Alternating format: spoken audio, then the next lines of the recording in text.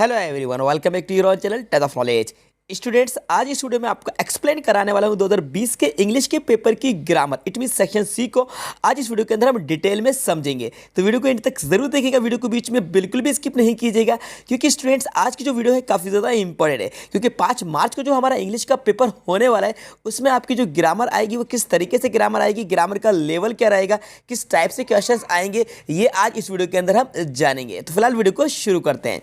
देखिए, सबसे पहले हम कवर करेंगे फिलअप्स को, इसके बाद हम इसके ड्यूएस राइटेड को भी देखेंगे। ये 2020 का पेपर है, जी हाँ, ये 2020 का इंग्लिश का पेपर है। 2021 में आपके पेपर नहीं हुए थे, मतलब कि 2021 में जो स्टूडेंट्स थे उनको जनरल प्रमोशन दे दिया गया था, तो 2020 में पेपर हुआ था। 2020 के पेपर को हम यहाँ पे सोल्व करेंगे, ठीक है। तो देखो, हमारा पहला क्वेश्चन है, इसमें हमसे कह रहे हैं he blank space to school daily. अब करना क्या है, गो, गोइंग, गोज, ये 3 आपके सामने ऑप्शन है, इसमें से आपको करेक्ट आंसर बता देना है। देखिए, आप भी इसका आंसर गेस कर सकते हैं और वीडियो को पॉज करके कमेंट्स बॉक्स में जाकर आप कमेंट्स करके और राइट आंसर बता सकते हैं, जिससे कि आपको भी पता चल जाएगा कि आपकी ग्रामर का लेवल कितना है और आपकी प्रैक्टिस कितनी है, ठीक है। गो, गोइंग, गोज। तो देखो, सबसे पहले मैं आपको बता दूं, ये जो सेंटेंस है ये प्रेजेंट इंडेफिनिट का है। कौन सा है? ये प्रेजेंट इंडेफिनिट का है, और प्रेजेंट इंडेफिनिट का सेंटेंस है तो आपको पता होगा सिंगुलर सब्जेक्ट के साथ वर्ब में एस या ईएस या आईएस का यूज होता है। जब सेंटेंस प्रेजेंट इंडेफिनिट का होता है और subject he, she, it name होता है तो वर्ब में एस या ईएस या आईएस लगाते हैं। तो अब आप समझ गए होंगे कि इसका राइट आंसर क्या होगा। इसका राइट आंसर होगा goes. He goes to school daily, मतलब कि वह रोज स्कूल जाता है। ही सिंगुलर सब्जेक्ट है, इसलिए जो राइट आंसर होगा वो होगा goes. He goes to school daily. Clear है? चलिए अब देखते हैं second number question. Namrata is going blank space a new mobile phone buy, to buy या बॉट। तो यहाँ पर देखो, गोइंग ऑलरेडी यूज हो गया है, तो अब यहाँ पर इन्फिनेटिव चाहिए, तो टू इन्फिनेटिव का यूज होगा, जो कि होगा टू बाय। जी हाँ, तो राइट आंसर होगा हमारा to buy. Namrata is going to buy a new mobile phone, तो नम्रता जो है न्यू मोबाइल फोन खरीदने जा रही है, तो राइट आंसर होगा इसका टू बाय, ठीक है। अब देखेंगे third number question. Third number में कह रहे हैं when they reach the bus stand the bus had already. Option आपके सामने है लीव, लेफ्ट और लीविंग। अब देखो, सबसे पहले तो सेंटेंस को पहचानो। When they reach the bus stand, ठीक है, जब वे बस स्टैंड पहुंचे। द बस हैड ऑलरेडी, तो बच्चों यहाँ पर देखिए बस सब्जेक्ट है, इसके बाद हैड हेल्पिंग वर्ब है, मतलब ये जो सेंटेंस है ये है आपका पास्ट परफेक्ट का। कौन सा टेंस का है बच्चों? पास्ट परफेक्ट का। अब पास्ट परफेक्ट का है तो आपको ये बात भी पता होगा कि पास्ट परफेक्ट में हम V3 का यूज़ करते हैं, मतलब ये है कि सारी परफेक्ट टेंस में हम V3 का यूज़ करते हैं, राइट। तो अब आपको समझ में आ गया होगा कि यहाँ पर थर्ड फॉर्म यूज़ होगी, जो होगी आपकी लेफ्ट। जी हाँ, लीव की थर्ड फॉर्म होती है लेफ्ट। तो when they reach the bus stand the bus had already left, जब भी बस स्टैंड पहुंचे बस पहले ही निकल चुकी थी, ठीक है। तो राइट आंसर होगा हमारा लेफ्ट वाला। क्लियर है ना? आई होप आपको समझ में आ रहे होंगे, सारे ही क्वेश्चंस के आंसर आपको क्लियर हो रहे होंगे, आपको समझ में आ रही होगी, क्योंकि मेरा काम आपको समझाना है, आपको रटाना नहीं है, क्योंकि बच्चों ग्रामर को कभी रटा नहीं जाता है, ग्रामर को समझा जाता है, ठीक है। तो आपको रटना नहीं है, किसी की बातों में नहीं आना है, किसी भी तरह से आपको कंफ्यूज नहीं होना है, ग्रामर को आपको समझना है, ठीक है। अब देखते हैं फोर्थ नंबर क्वेश्चन। इसमें हमसे कह रहे हैं Ruchi was very tired so she blank space to bed early, go, went, gone. सबसे पहले देखो, यहाँ पर वाज यूज हुआ है, मतलब सेंटेंस जा रहा है पास्ट में, ठीक है। Ruchi was very tired so she went to bed early, तो राइट आंसर होगा इसका वेंट, क्योंकि सेकंड फॉर्म होती है वेंट, तो राइट आंसर होगा went. Ruchi was very tired, Ruchi बहुत ज़्यादा टायर्ड थी, मतलब कि थकी हुई थी, so she went to bed early, तो वो जल्दी बेड पर चली गई, मतलब कि जल्दी सो गई, ठीक है। राइट आंसर होगा इसका वेंट। अब देखेंगे नेक्स्ट क्वेश्चन, फिफ्थ नंबर का। ये रहा आपके सामने, I have been blank space English since 1987, teach, taught, teaching. तो देखो, ये जो सेंटेंस है ये प्रेजेंट परफेक्ट कंटिन्यूस, क्योंकि हैव बीन यूज हो रहा है ना, प्रेजेंट परफेक्ट कंटिन्यूस का है, और प्रेजेंट परफेक्ट कंटिन्यूस में क्या होता है? V1 ING, तो राइट आंसर होगा आपका teaching. I have been teaching English since 1987, मतलब कि मैं 1987 से इंग्लिश सिखा रहा हूँ, ठीक है, मतलब पढ़ा रहा हूँ। टीचिंग राइट आंसर होगा, ठीक है। अब देख लीजिए सिक्स नंबर का। Gayatri blank space swim in the river when she was young. तो यहाँ पर देखो, Gayatri blank space swim in the river when she was young, तो यहाँ पर पास्ट की हैबिट को बताया जा रहा है, तो राइट आंसर उसका होगा भाई use to. Gayatri use to swim in the river when she was young, मतलब कि गायत्री रिवर में तैरा करती थी जब वे यंग थी, तो यूज टू राइट आंसर होगा, ये कि मॉडल है, ठीक है, मॉडल। अब देखेंगे नेक्स्ट 7 नंबर का। He is blank space MLA, article a in the, तो देखो MLA लिखा हुआ, अब इसको लिख के देख लेना, MLA। अब मैं इससे कुछ मतलब नहीं, इससे कुछ मतलब नहीं, इससे भी कुछ मतलब नहीं। स्टार्टिंग में देखो ए आ रहा है, मतलब कि साउंड वाउल साउंड आ रहा है, तो वाउल साउंड आ रहा है, तो यहाँ पे आप लगा दीजिए एन, ठीक है, एन। ये नहीं देखना है कि एम कंसोनेंट, हाँ भाई एम कंसोनेंट है, लेकिन साउंड का खेल है आर्टिकल में। तो साउंड जो दे रहा है एम ए का साउंड दे रहा है जो कि वाउल साउंड है, और जब कोई लेटर आपको वाउल साउंड दे तो बस उसके पहले लगा दीजिएगा एन, और कंसोनेंट साउंड दे तो आप लगा दीजिएगा ए। राइट आंसर होगा आपका एन। क्लियर है ना? बिल्कुल पक्के में आपका एक आर्टिकल जरूर आएगा एग्जाम में। जो ग्रामर आपको बताई जा रही है यही ग्रामर का लेवल रहेगा, इस टाइप से ग्रामर आपके एग्जाम में पूछी जाएगी। ठीक है, ये ए कंप्लीट हुआ। अब आ जाते हैं बी पे, मतलब इसमें से एनी 5 करना थे, यहाँ पे 7 के 7 मैंने आपको बता दिए। अब देख लीजिए बी वाला।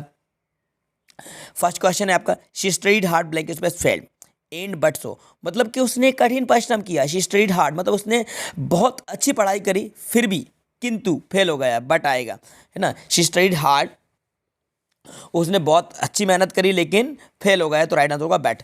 ठीक है, सेकंड नंबर का, every girl attend the class blank space Nandini, तो एक्सेप्ट या एक्सेप्ट, तो भाई ये वाला एक्सेप्ट आएगा। एक्सेप्ट मतलब होता है के अलावा, के सिवाय, और ये एक्सेप्ट मतलब होता है स्वीकार करना।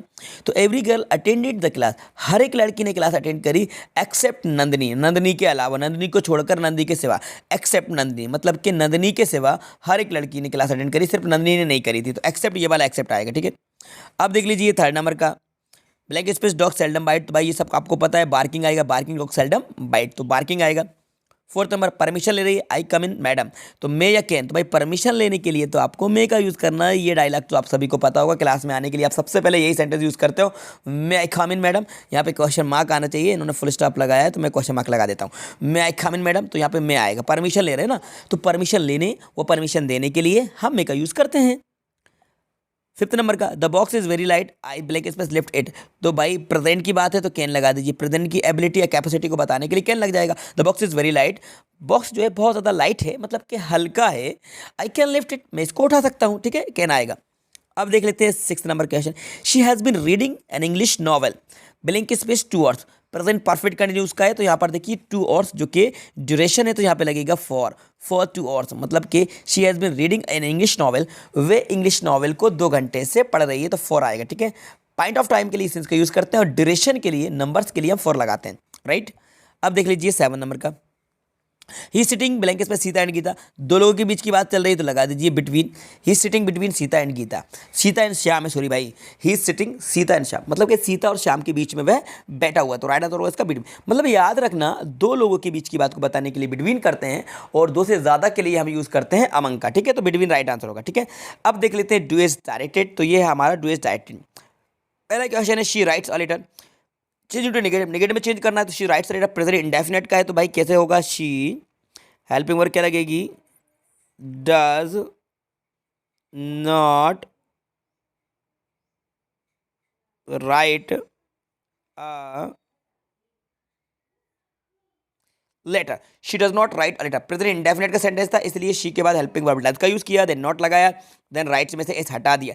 She does not write a letter, she writes a letter, वो लेटर को लिखती है, she does not write letter, वो लेटर नहीं लिखती। ठीक है, अब देखते हैं सेकंड, दे sing us poem, change into passive, passive voice में चेंज करना है, तो पहले ऑब्जेक्ट क्या लिखेंगे, अ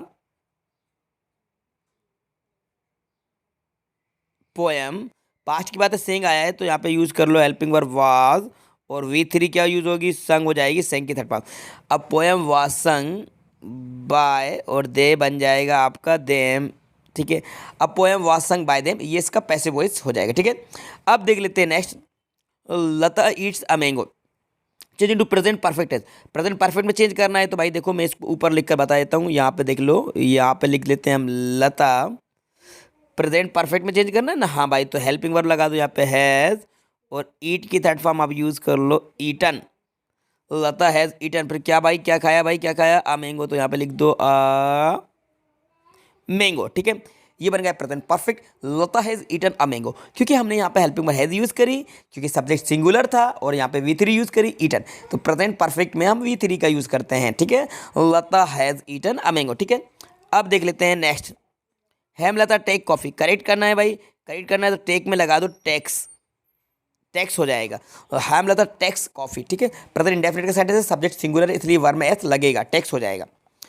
अब नेक्स्ट देख लीजिए, Kundan will help you make interrogative sentence, तो भाई विल कुंदन आ जाएगा, पहले आप हेल्पिंग और यूज़ कर लो विल, फिर यूज़ कर लेना कुंदन, विल कुंदन, फिर क्या है, हेल्प यू और question mark, will Kundan help you हो जाएगा। ठीक है, अब देखेंगे नेक्स्ट 6 नंबर का, I am here you need not worry, as long as का यूज़ करना है तो एज लॉन्ग एज आप सेंटेंस के स्टार्टिंग में लगा लीजिएगा, ठीक है। यहाँ पे शुरू में लग जाएगा as long as I am here you need not worry, तो यहाँ पे लिख लीजिएगा एज लॉन्ग एज, मतलब कि जब तक मैं यहाँ हूँ तब तक आपको चिंता करने की जरूरत नहीं है। एज लॉन्ग एज मतलब होता है जब तक। As long as I am here, जब तक मैं यहाँ पर हूँ, यू नीड नॉट वरी, आपको चिंता करने की जरूरत नहीं है, ठीक है। एज लॉन्ग एज सेंटेंस के स्टार्टिंग में लग जाएगा, ठीक है।